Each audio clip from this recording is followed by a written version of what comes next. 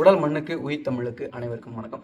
காணொலியில் போகிறதுக்கு முன்னாடி நம்ம சேனலுக்கு யாரும் புதுசாக வந்தீங்கன்னா மறக்காம சப்ஸ்கிரைப் பண்ணிங்க, மறக்காம அந்த ஹைப் அப்படிங்கிறதுக்கு கொடுத்துருங்க, மறக்காம உங்களுடைய கருத்துக்களையும் நம்ம கமெண்ட்ல தெரிவிங்க. இன்னைக்கு நம்ம என்ன பார்க்க போறோம்னா, பெரும் மதிப்பிற்கும் மரியாதைக்கும் உடைய திரு பக்காமாஸ் கட்சி தலைவர் விஜய் அவர்கள் ஒரு கிறிஸ்துமஸ் விழாவில் பங்கேற்கிறாங்க. ஒன்றும் இல்லைங்க, டிசம்பர் 25ஆம் தேதி கிறிஸ்துமஸ் விழா. அது வருடம் நடைபெறும். அதை இந்த வருடம் பார்த்தீங்கன்னா திரு பக்காமாஸ் கட்சியின் தலைவர் விஜய் அவர்கள் கலந்துக்கிட்டு அந்த நிகழ்ச்சியை சிறப்பாக நடைபெற்று முடிச்சாங்க. அதுல நமக்கு எந்த கருத்து மாறுபாடோ எதுவுமே கிடையாது. அந்த நிகழ்ச்சியை நம்ம கொண்டாடுறோம், பார்க்குறோம், ரசிக்கிறோம், எல்லாமே இருக்கு. ஆனா இங்க சமீப காலத்துல விஜய் அவர்கள் இந்த மாதிரியான ஒரு எந்த நிகழ்வாவது நீங்க நடந்து பார்த்துருக்கீங்களா? அவர் கட்சி ஆரம்பிச்சு 2 வருடங்களுக்கு மேலாகிறது. ஆனாலும் அவர் கட்சி ஆரம்பிச்ச பிறகும் பார்த்தீங்கன்னா கிறிஸ்துமஸ் விழா வந்திருக்கு, நியூ இயர் வந்திருக்கு, எல்லாமே வந்திருக்கு. ஆனா என்றைக்காவது அவர் கட்சி ஆரம்பிச்ச பிறகு பார்த்தீங்கன்னா இந்த விழாவில் நடத்தியிருக்காரா, இல்லை இந்த விழாவில் போய் கலந்துக்கிறாரா? ஆனால் இந்த முறை கலந்துருக்கிறது காரணம் என்னன்னு கேட்டீங்கன்னா, 2026 தேர்தல். ஒன்றும் இல்லைங்க, இன்னும் 3 மாதம் 4 மாதத்துக்குள்ள பார்த்தீங்கன்னா எலெக்ஷன் வருது. அந்த எலெக்ஷனில் திரு விஜய் அவர்கள் அவருடைய மாசை காமிக்கணும். அவங்கள பொறுத்தளவு ஓட்டு அப்படிங்கிறதெல்லாம் மாசு தான். அந்த மாசை காமிக்கணும்ட்டு இந்த கிறிஸ்துமஸ் விழாவில் பங்கேற்கிறாங்க. நம்மளை பொறுத்தளவு எந்த மதத்தை சார்ந்தவங்களா இருங்க, உங்களுடைய மதத்தை நீங்க போட்டுருங்க, கொண்டாடுங்க, எந்த பிரச்சனையும் கிடையாது. அடுத்தவங்களுடைய மதத்தை நம்ம சிறுமைப்படுத்தக்கூடாது. அதுல தான் அந்த வழி தான் நாம் தமிழர் கட்சியை வழியா இருக்கட்டும், இல்ல தமிழ் தேசியத்தை பின்பற்றுறவங்க எல்லாருடைய அந்த ஒரு கொள்கை கோட்பாடே பார்த்தீங்கன்னா இதுதான். யார் வேணா வாழுங்க, என்ன வேணா பண்ணுங்க, ஆனா தமிழ்நாட்டை ஆளணும் அப்படிங்கிறது தமிழர்கள் தான் அப்படின்னு சொல்றோம். அந்த மாதிரி விஜய் அவர்கள் அவருடைய மதம் சார்ந்து அவருடைய பேரே பார்த்தீங்கன்னா ஜோசப் விஜய். அப்படிங்கும்போது அவருடைய மதம் சார்ந்து அவர் என்ன வேணா பண்ணிக்கலாம். ஆனா இங்க என்ன கேள்வினா, கட்சி ஆரம்பிச்சப்ப பண்ணாதவர் இப்ப ஏன் திடீர்னு பண்றாரு?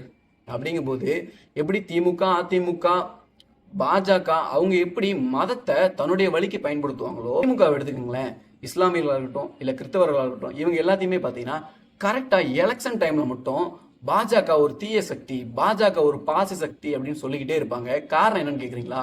அந்த எலெக்ஷன் டைம்ல பொதுவாகவே பார்த்தீங்கன்னா மத சிறுபான்மை இருக்கு. நம்ம சிறுபான்மையும் சொல்ல வரல, இருந்தாலும் மதத்தின் அடிப்படையில் அவங்க கொஞ்சம் கம்மியா இருக்கனால பார்த்தீங்கன்னா அவங்களுடைய வாக்கு நமக்கு வேணும் அப்படிங்கிறதுக்காக திமுக அடிக்கடி என்ன சொல்லுவாங்க, பாஜக ஒரு தீய சக்தி, பாஜக தமிழ்நாட்டில் வந்துட போகுது அப்படின்னு சொல்லுவாங்க. அப்படின்னு சொல்றதுனால பொதுவாகவே பார்த்தீங்கன்னா அவங்களுக்கு ஒரு அச்சம் இருக்கும். ஆனால் அது உண்மை கிடையாது, அவங்களுக்குன்னு ஒரு அச்சம் இருக்கும். அப்படிங்கும்போது ஒவ்வொரு வழிபாட்டு தலங்கள் இருக்குல்ல பார்த்தீங்களா, இப்போ கோயில் இருக்கு இந்துக்களுக்குன்ட்டு, நம்ம இந்துக்கள் கிடையாது தமிழர்கள், இருந்தாலும் இவங்க சொல்றதை வச்சு பார்ப்போமே, இந்துக்கள் இருக்காங்க, இந்துக்களுக்கு அவங்களுக்குன்னு ஒரு கோட்பாடு இருக்கும், கொள்கை இருக்கும், அவங்களுடைய அரசியல் செயல்பாடு, அவங்களுக்குன்னு ஒரு அரசியல் இருக்கும். கண்டிப்பா கோயில் சாமி கும்பிட்றவங்களுக்கு அவங்களுக்கு ஒரு அரசியல் இருக்கும். இந்த பக்கம் மாஸ்க்கு, அதுக்கப்புறம் இந்த பக்கம் வந்தீங்கன்னா கிறிஸ்தவர்களுக்கு சர்ச்சு, இந்த மாதிரி அவங்களுக்குன்னு ஒவ்வொரு இடம் இருக்கு. ஆனா இங்க குறிப்பா பாத்தீங்கன்னா இஸ்லாமியர்களுக்கு மட்டும் பாத்தீங்கன்னா அவங்களுடைய அந்த மாஸ்க்ல பாத்தீங்கன்னா குறிப்பா திமுகக்கு ஓட்டு போட சொல்றாங்க. என்னுடைய நண்பனே சொல்லியிருக்கா, திமுகக்கு தான் இந்த டைம் நீங்க வாக்களிக்கணும் அப்படின்னு நேரடியாக சொல்றவங்களும் இருக்காங்க, மறைமுகமா சொல்றவங்க இருக்காங்க. இதற்கு காரணம் என்னன்னு பாத்தீங்கன்னா, திமுக ஒரு அச்சத்தை அவங்க மத்தியில ஏற்படுத்திருக்காங்க. என்னன்னு கேட்டீங்கன்னா, பாஜக உள்ள வந்துடும். பாஜக என்ன பொறுத்தளவு அதை மதங்களுக்கு எதிரான சக்தியான்னு கேட்டீங்கன்னா கிடையாதுங்க, ஒட்டுமொத்த மனித குலத்துக்கே எதிரான சக்தி. அப்படி இருக்கும்போது ஒரு குறிப்பிட்ட மதத்தினருக்கு மட்டும் தள்ளுறாங்க. கண்டிப்பா அப்படி கிடையாது.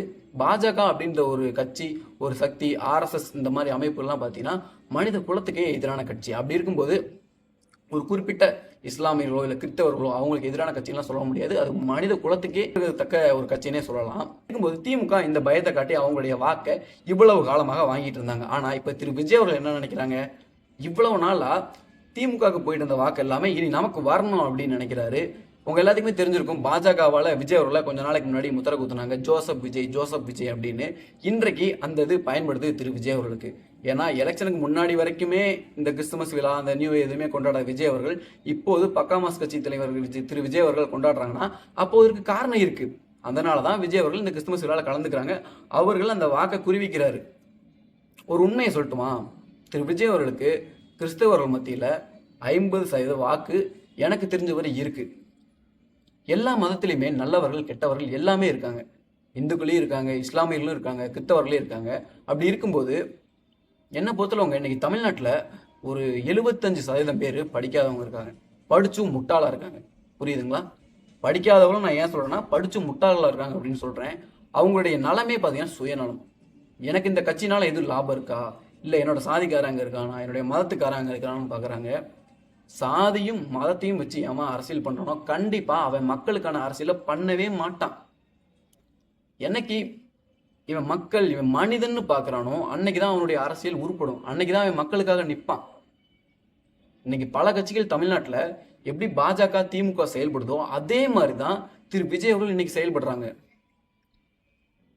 கிறிஸ்தவர்கள் யாரும் விஜய்க்கு வாக்கு போட வேணாம்னு சொல்லலை. ஆனால் இங்கே ஒரு மாற்றம்னு சொல்லிட்டு வர்றாருல, அப்படி வரும்போது மாற்று அரசியலை முன்வைக்கணும். ஆனால் இது மாற்று அரசியலே கிடையாது, இது ஒரு ஏமாற்று, அவ்வளவுதான். திமுக எப்படி பாஜகவை காட்டி ஓட்டு வாங்குதோ, இங்கிட்டு விஜய் அவர்கள் மதத்தை வச்சு ஓட்டு வாங்குறாங்க. திமுக சாதி வச்சு ஓட்டு வாங்குது, பாஜக மதத்தை வச்சு ஓட்டு வாங்குது. இவங்களுடைய அரசியலே இதுதான். இவங்களுக்குன்னு ஒரு மாறுபட்ட அரசியலோ, இல்லை மக்களுக்கு நல்லது நடக்கணுமோ, இல்லை மக்களுக்கான மாற்றத்தை, அரசியல் மாற்றத்தை, இல்லை சிஸ்டத்தோட மாற்றத்தை இதெல்லாம் கொண்டு வரணுமா அப்படிங்கிற எந்த எண்ணமும் கிடையாது. அவங்களுக்கு அதில் நலனே கிடையாது. அவங்க அதை பற்றி யோசிக்கவும் கிடையாது. அப்படி விஜய் அவர்கள் இந்த மண்ணுக்காகவும் மக்களுக்காகவும் நின்றுருந்தாருன்னா எப்படிங்க அடுத்த கட்சியிலேருந்து வந்தவங்களாம் கூப்பிட்டு சேர்ப்பாரு? புரியுதுங்களா? மாற்றம்னு வர்றவர் மாற்றாதான் நிற்கணும். புதிதாக ஆட்களை சேர்க்கணும். புதிதாக யார் இந்த மக்களுக்காக இவ்வளோ களத்தில் போராடுறாங்க அவங்கள தேர்ந்தெடுக்க நிற்க வைக்கணும்.